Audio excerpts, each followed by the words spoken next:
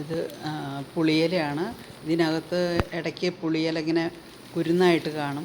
ആ കുരുന്നാണ് എടുത്ത് നമ്മൾ അരയ്ക്കേണ്ടത്. ഇത് നല്ല ടേസ്റ്റുള്ളൊരു പുളിയില ചമ്മന്തിയാണ്. ഇതിൻ്റെ പണ്ടൊക്കെ എപ്പോഴും എല്ലാവർക്കും ഇഷ്ടമുള്ളൊരു വിഭവമാണിത്. അതുണ്ടെങ്കിൽ അരച്ച് ചുട്ട് വെച്ചിരുന്നാൽ രണ്ടാഴ്ചയൊക്കെ ഉപയോഗിക്കുന്നതിന് നല്ലതാണ്. ഇത് ഉണ്ടെങ്കിൽ പിന്നെ ചോറിന് വേറെ കറിയൊന്നും ഇല്ലെങ്കിലും കുഴപ്പമില്ല. ഇതിൻ്റെ മൂത്ത് പോയ ഇല എടുക്കരുത്, അതിൻ്റെ കുരുന്ന് മാത്രമേ എടുക്കാവുള്ളൂ. അത് പിന്നെ അതിൻ്റെ അകത്തുനിന്ന് നാരിന്ന് ഊരി മാറ്റിയതാണത് കാണുന്നത്. അതിൻ്റെ തണ്ടാണത്. അത് നമ്മൾ മാറ്റിക്കളയണം. എന്നാലാണ് അരച്ച് പിന്നെ തേങ്ങ ഏകദേശം ഇല കുരുന്നിനോളം അടുപ്പിച്ച് തന്നെ തേങ്ങയും വേണം. പിന്നെ ഇത് കൊഴുവ അല്പം വലിയ കൊഴുവയായിപ്പോയി. അത് കാരണം ഞാൻ ചെറിയ കഷ്ണങ്ങളായിട്ട് നുറുക്കിയിട്ടാണ് ഉപയോഗിക്കുന്നത്. പിന്നെ ചെറിയുള്ളി വേണം. പിന്നെ പച്ചമുളക് ഇച്ചിരി കൂടുതലിരുന്നാലും നല്ലതാണ്. ചിലപ്പോൾ എരിവ് കുറഞ്ഞതും കൂടിയതായിട്ടുള്ള പച്ചമുളക് വേണം. കാന്താരി മുളകാണ് ഏറ്റവും ബെസ്റ്റ്. പിന്നെ പാകത്തിന് ഉപ്പ്.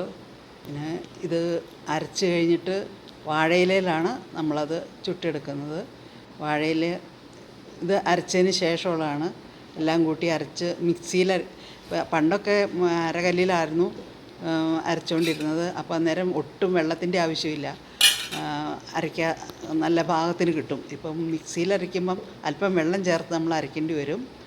പിന്നെ അരച്ച് കഴിഞ്ഞ് മീൻ അതിലേക്കിട്ട് 2 സ്പൂൺ വെളിച്ചെണ്ണയും കൂടി ഒഴിച്ച് ഇളക്കി നല്ല പാകത്തിനാക്കി വയ്ക്കണം. അത് നല്ലോണം തിരുമ്മി എടുത്തതിന് ശേഷം നമ്മൾ വാഴയിലയിൽ പിന്നെ അമർത്തി വയ്ക്കുകയാണ് ചെയ്യുന്നത്.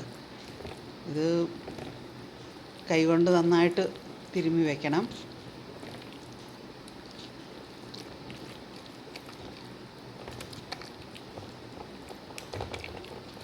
അടുത്ത് വാഴയില ദോശക്കല്ലിലാണ് സാധാരണ. പണ്ടൊക്കെ വറകലത്തിലൊക്കെ വെച്ചായിരുന്നു മുകളിൽ തീ കോരി അങ്ങനെയൊക്കെയായിരുന്നു പണ്ടൊക്കെ ചെയ്തുകൊണ്ടിരുന്നത്.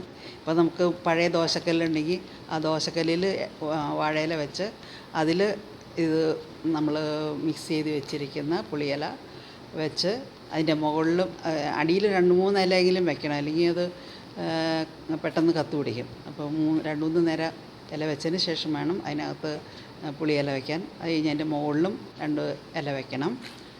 അത് കഴിഞ്ഞ് തിരിച്ചും മറിച്ചും ഇട്ട് ചുട്ടെടുക്കണം. അത് ചുട്ട് കഴിയുമ്പോൾ ഇങ്ങനെ ഈ രീതിയിലാണ്